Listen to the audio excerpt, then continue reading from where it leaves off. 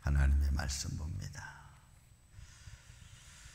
로마서 15장 22절부터 29절에 있는 말씀입니다. 로마서 15장 22절부터 29절 말씀을 교독하겠습니다. 그러므로 또한 내가 너희에게 가려 하던 것이 여러 번 막혔더니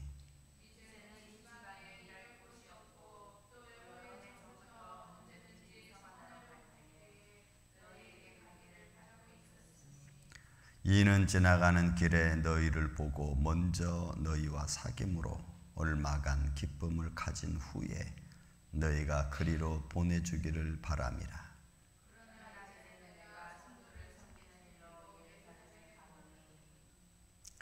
이는 마케도냐와 아가야 사람들이 예루살렘 성도 중 가난한 자들을 위하여 기쁘게 얼마를 연보하였음이라.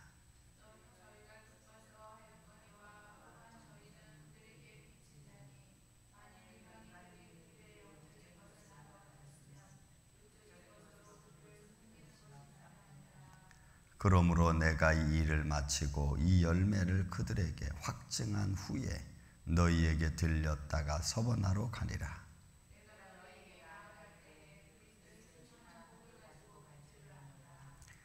아멘. 자, 우리 로마 방문에 대한 바울의 계획을 사실 이야기하면서 발행지가 사실은 로마이기를 원했지만 이제 그의 달려갈 길을 마치고 사도행전에 보면 예루살렘으로 향하는 그 모습을 우리가 보게 되죠. 자, 이 말씀 속에서 먼저 22절부터 시작해서 24절까지는 로마를 가기 위한 바울의 마음이 담겨져 있는 것을 보게 됩니다. 믿음의 사람들이 성령을 따라 움직인다라고 하는 말은 굉장히 쉽게 말할 수 있고 때로는 어떤 자기 의지대로 말할 수 있는 확률도 있죠. 하지만 성령의 역사를 따라 움직인다는 것은 굉장히 신중해야 되고 정말 하나님의 거룩한 역사가 어디에 있는가를 우리가 보고 판단해야 됩니다.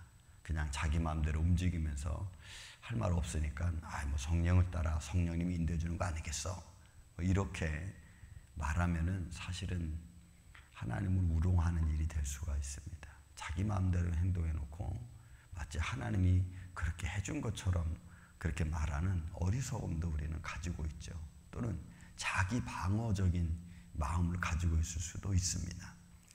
이제 바울의 복음 사역을 우리가 보면서 그 복음 사역 속에서도 마케도냐와 아시아와 이런 관계성도 있죠. 마케도냐 가는 그 과정 속에서도 고린도 교인들과의 관계성도 있고, 그러니까 성령의 인도하심을 받는다는 것은 참 우리가 조심스럽게 말을 해야 될 일 중에 하나입니다.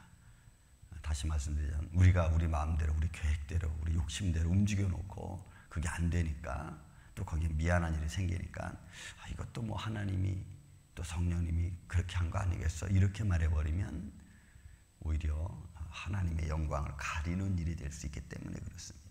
그래서 여러분, 우리가 하나님의 우리 발걸음을 인도하시는 일이 하나님이시다라고 하는 어떤 잠언 기자의 말씀처럼 또 그 말씀이 있기에 마치 하나님이 다 그렇게 인도해 주는 것처럼 그렇게 우리가 말하기 쉬운데, 실제로는 어떻게 보면 우리는 우리 욕심대로 움직이죠.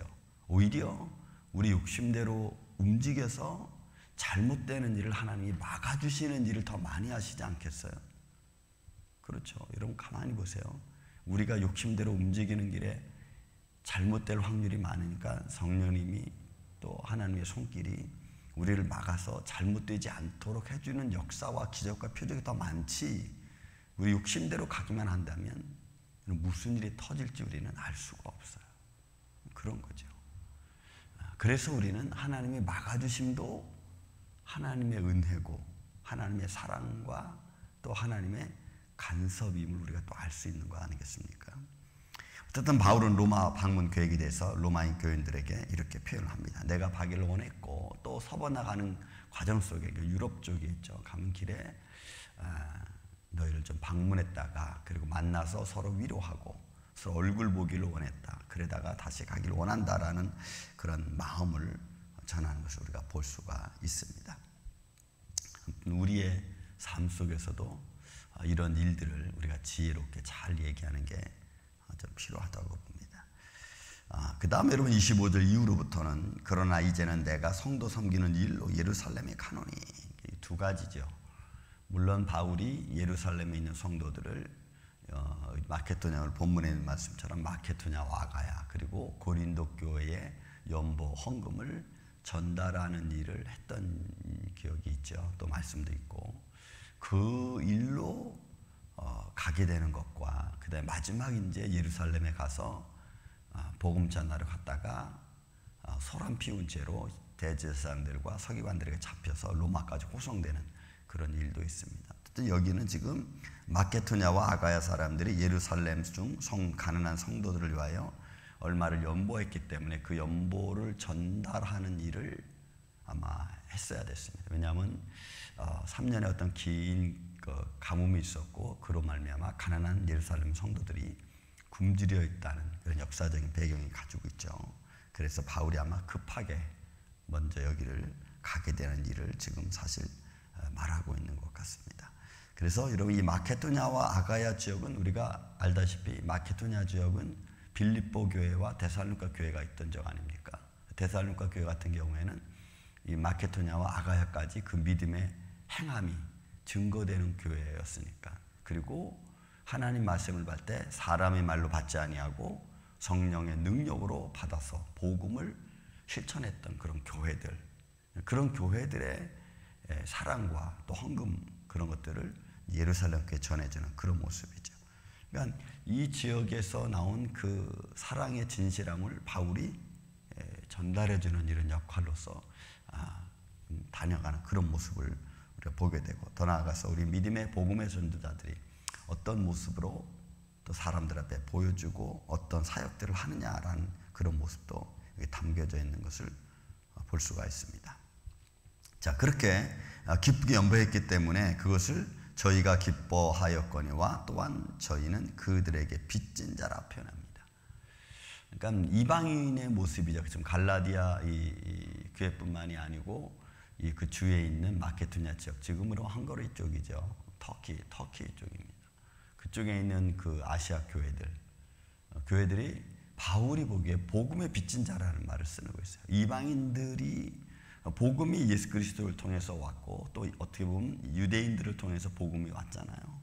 그래서 그렇게 해서 전하여진 생명의 복음을 받은 이방인들이 때로는 영적인 기쁨과 영적인 감사와 영적인 축복을 받았으니까 그 또한 육적으로 나누는 것이 좋다고 하는 이런 바울의 어떤 논리입니다. 그리고 이게 이제 27절 말씀인데, 이방인들이 또 이 마케도냐 이런 사람들이 복음을 받아서 영적 기쁨과 생명을 누렸으니까 육신적으로 돕는 것도 옳다라고 하는 논리입니다.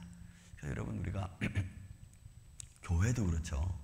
영적인 기쁨을 우리가 누리고 영적인 감사를 받고 거기서 위로를 받으면 우리가 주님 앞에 헌금을 하고, 그리고 헌금되어진 것을 가지고 때로는 우리가 선교도 하고 또 교회 유지하는 데 쓰기도 하고 여러 가지 상황에서 우리가 쓰여지는 걸 우리가 볼 수가 있습니다. 그러니까 이런 맥락에서 우리가 보는 겁니다. 그래서 영적으로 하나님의 생명의 말씀을 듣고 그 생명의 말씀에 감사함에 따라서 우리가 다시 또 다른 사람을 도울 수 있는 것, 이렇게 되는 거죠. 그래서 너희가 하늘에 보물을 쌓아라라고 하는 거죠. 그것이 하나님이 내게 생명을 주셨고 생명을 주신 하나님 앞에 내가 감사하는 마음으로 다시 하나님께 드려지는 이런 논리가 다 그렇게 되어져 있죠. 그 안에 하나님의 축복이 있죠. 그러니까 오고 감에 대한 축복입니다. 하나님이 내게 먼저 주셨고 그리고 받은 내가 감사하는 마음으로 다시 하나님께 돌리는 그런 모습이죠. 이런 군간복음은 예수님이 많은 사람들의 병자를 고칩니다. 문둥병자 중에 10명 중에서 한 명이 감사하는 거 보고 사마리아인, 다른 사람은 어디 있느냐 이렇게 묻잖아요. 그러니까 감사를 받은 자, 하나님의 은혜를 받은 자, 하나님의 영광과 생명을 얻은 자, 그러면 그 얻은 자는 사망에서 생명을 얻었기 때문에 죽은 자가 살아나는 그 감사에 대한 모습을 하나님께 돌리라고 하잖아. 예수님도 그 말씀을 하잖아. 너 병 났으니까 제사장에 가서 보여라. 그리고 모세가 명한 예물을 드려라. 예수님도 그렇게 말씀하셨어요. 네가 고침받은 사람이 10명인데 다 어디 갔느냐? 너 혼자밖에 없느냐? 예수님이 하신 말씀 아니에요? 그러니까 이게 하나님의 은혜를 먼저 우리가 받고 그 받은 우리가 다시 하나님께 감사 이 모습을 드림으로써 이 서클, 오고 감에 대한 어떤 영적인 관계십이 맺어지는 거죠. 그런 의미에서 바울이 지금 이런 이야기를 하고 있는 것입니다. 만일 이방인들이 그들의 영적인 것을 나눠 가졌으면 육적인 것으로 그들을 섬기는 것이 마땅하니라. 그래서 여러분 27절에 있는 말씀, 그렇게 말씀을 나누는 거예요. 근데 사람들은 잘 그렇게 못하죠. 안 하죠. 내가 생명을 얻었음에도 불구하고 그거 아무렇지도 않게 생각하는 그런 모습. 내가 하나님의 큰 은혜를 받았음에도 불구하고 그게 별것 아닌 것처럼 생각하고 자기 생활대로 그냥 그렇게 나아가는 거예요. 28절. 그러므로 내가 이 일을 마치고 이 열매를 그들에게 각정한 후에 너희에게로 들렸다가 서반하러 가리라. 그러니까 바울은 이렇게 예루살렘에 언제 연보를 건져라. 가난한 자들을 먼저 돕고 난 후에 내가 다시 너희에게로 가기를 원한다. 그리고 유럽 서반하러 가기를 원하는 이런 모습이죠. 그러니까 바울이 복음 전하는 데 있어서는 자기에게 주어지기만 하면 그 길이 어떤 길이든지 바울은 가기를 원했고 복음 전하기를 원했어요. 근데 여러분 이런 믿음의 마음을 각자가 갖는 게 여러분 참 중요하죠. 그러니까 믿음의 사람들이 하나님의 보내심과 하나님의 나를 사용하심과 나를 통하여 뭔가 이루고자 하시는 하나님의 뜻, 전도자의 뜻, 복음 전하는 자들의 열정, 그런 것들을 하나님이 그런 것들을 통해 나를 사용하신다면 우리는 거기에 대해서 예스 하고 감사를 돌리는 모습이 당연하죠. 그리고 그것을 할 수 있도록 하나님께 내가 은혜를 간구한, 하나님 내가 이거 할 수 있도록 은혜를 주십시오 라고, 하나님 나를 도와주십시오 이렇게. 그리고 내가 너에게 나아갈 때에 그리스도의 충만한 복을 가지고 갈 줄 아노라. 그러니까 바울은 늘 은혜 나누기를 원했습니다.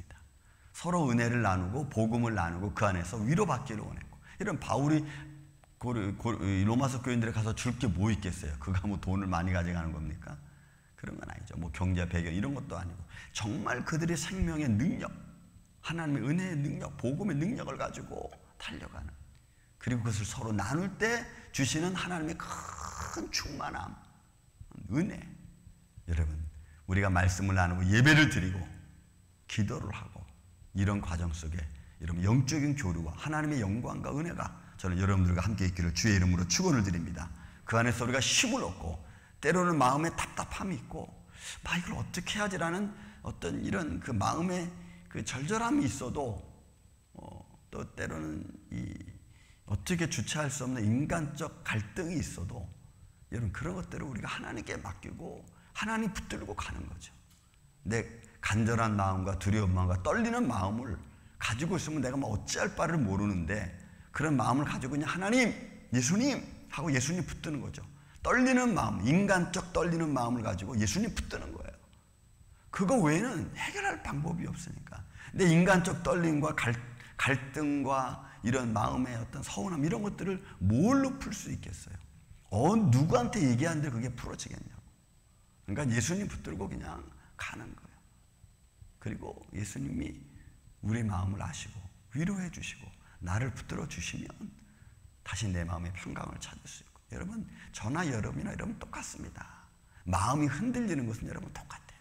근데 그거를 막 흔들려도 그냥 흔들리다가 그냥 컵이 확 넘어지는 것보다는 흔들리다가 예수님 붙들고 딱 다시 제자리를 찾는 게 여러분 중요하잖아요. 그런 믿음의 원리를 우리가 십자가 바라보고 나아가야 될 줄로 믿습니다. 이런 은혜로 여러분 오늘도 승리하시기를 예수님의 이름으로 축원을 드립니다. 사랑과 은혜가 많으신 아버지